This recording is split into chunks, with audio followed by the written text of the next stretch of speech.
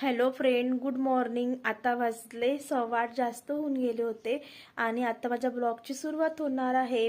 आता माझे पूर्ण कामं होऊन गेले आणि आता माझे आंघोळ वगैरे करून मी आता आई करणार आहे पूजा आणि मी करणार आहे स्वयंपाकाच्या तयारीला लागणार आहोत. आता मी आज करायचं होतं काहीतरी बासुंदी, पण बासुंदी करायला खूप वेळ लागते.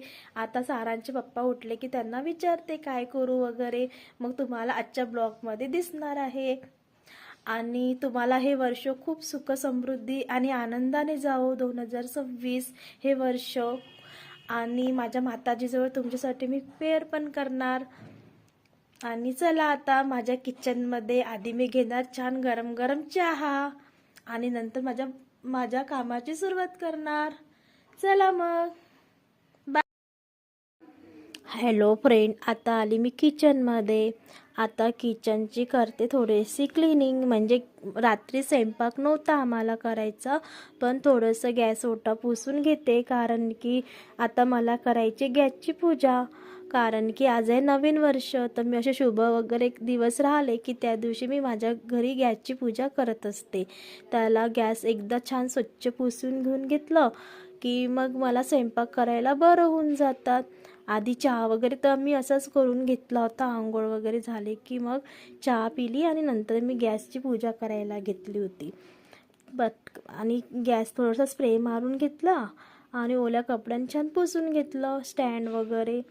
आणि त्याच्यानंतर मग मी त्याला मस्त दोन्ही याला म्हणजे छान अशी हळदी कुंकाचे बोटं लावले, हळद कुंकू वाहले आणि आणि फुलं वाहून अशी पूजा केली मग मी.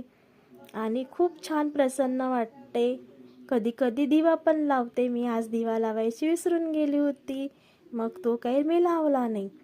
त्याच्यानंतर गॅसची पूजा वगैरे करून घेतली आणि मग इकडे वरण भाताचा कुकर लावला.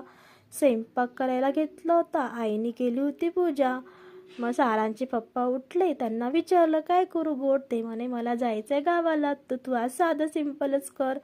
मग ठीक आहे म्हटलं, मी आज करते शिरा छान. आणि मग रव्याचा शिरा बनवला. तसे गोड गोड खाऊन आता बोर झालं, कारण की आमच्याकडे आणतच राहतात काही नाही काही. त्याच्यामुळे तेवढं काही खाण्यामध्ये काही विशेष नव्हतं. तर मग मी पटकन गॅस वगैरे पूजा करून इकडे कुकर वगैरे लावून घेतला.